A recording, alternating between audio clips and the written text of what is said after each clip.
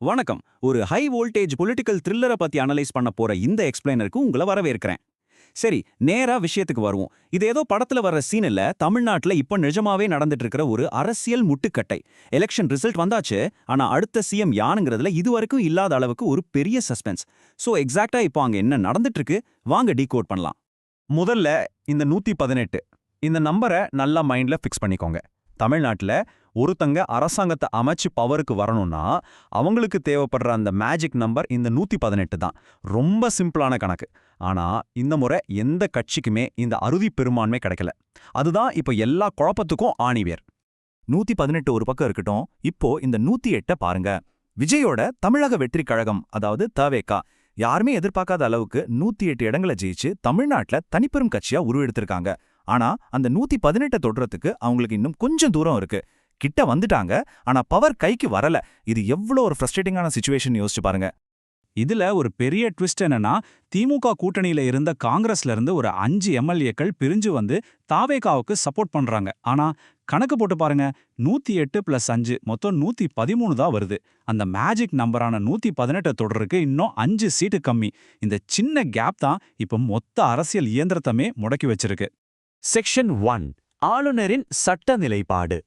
இது எதை ரொம்ப தெளிவா காட்டுதுன்னா, ராஜ்பவன்ல இப்போ என்ன நடந்துட்டு இருக்குன்னு. இங்க ரெண்டு வேற வேற சட்ட பார்வைகள் மோதுது.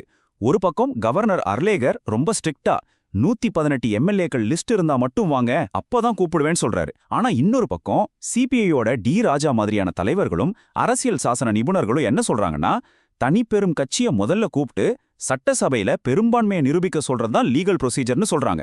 இந்த லீகல் கிளாஷ் தான் இப்போதைய மெயின் முட்டுக்கட்டை. தாவேகா சும்மா இல்லைங்க, அவங்க ரொம்ப ஸ்ட்ராட்டஜிக்கா மூவ் பண்றாங்க.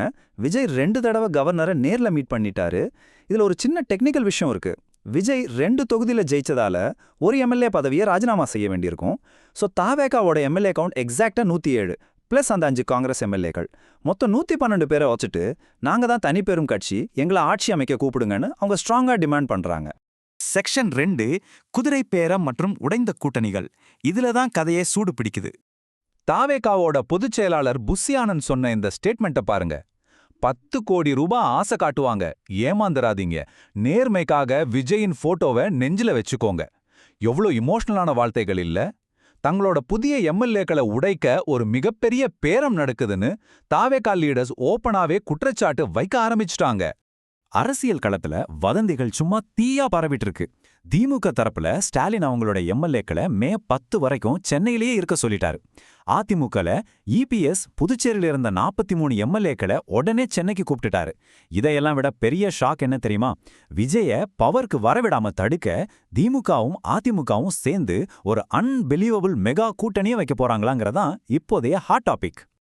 இப்போ இதுல ரொம்பவே இன்ட்ரெஸ்டிங்கான விஷயம் என்னன்னா, செக்ஷன் 3, விஜயின் மாஸ்டர் பிளான். ஒருவேளை மக்களோட தீர்ப்பை மீறி வேற கூட்டணி ஆட்சி அமைச்சா விஜய் ஒரு மிகப்பெரிய நியூக்ளியர் ஆப்ஷனை கையில எடுக்க போறாருன்னு ஒரு பேச்சு அடிபடுது.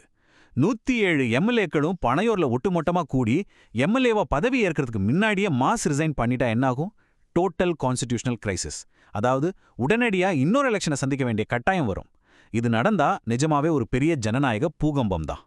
செக்ஷன் 4, கிங் மேக்கர்களின் இறுதி முடிவு.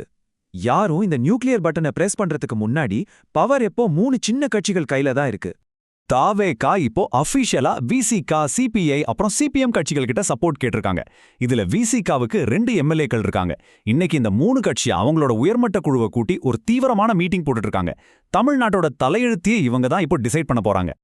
விசிகே தலைவர் திருமாவளவன் ரொம்ப கிளியரா சொல்லிட்டாரு, நாங்க 3 உடல் ஒரு உயிர் மாதிரி செயல்படுவோன்னு. அதாவது தனித்தனியா எந்த முடிவும் கிடையாது.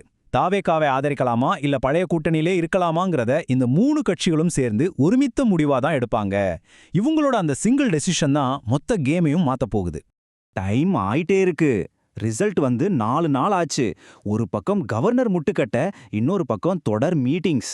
இதுல ரொம்ப குரூஷியலான விஷயம் என்னன்னா, அடுத்த 48 மணி நேரத்துல பழைய சட்டமன்றத்தோட பதவிக்காலம் அதிகாரப்பூர்வமா முடிய போகுது. அதுக்குள்ள ஒரு முடிவு வந்தே ஆகணும், இல்லனா டோட்டல் சிஸ்டமும் முடங்கிடும். சோ இப்போ நம்ம முன்னாடி நிக்கிற மிகப்பெரிய கேள்வி இதுதான். அடுத்த 48 மணி நேரத்துல தமிழ்நாடு ஒரு அரசியல் சாசன நெருக்கடியை சந்திக்க போகுதா, அல்லது யாரும் எதிர்பார்க்காத ஒரு புதிய கூட்டணி ஆட்சி அமைக்க போகுதா? என்ன வேணாலும் நடக்கலாம், பொறுத்திருந்து தான் பார்க்கணும். இந்த எக்ஸ்பிளைனர் உங்களுக்கு ஒரு கிளியர் பிக்சர் கொடுத்துருக்கோன்னு நம்புறேன். இந்த அரசியல் சதுரங்கத்துல அடுத்த மூவ் என்னன்னு பார்க்க நீங்களும் ரெடியா இருங்க.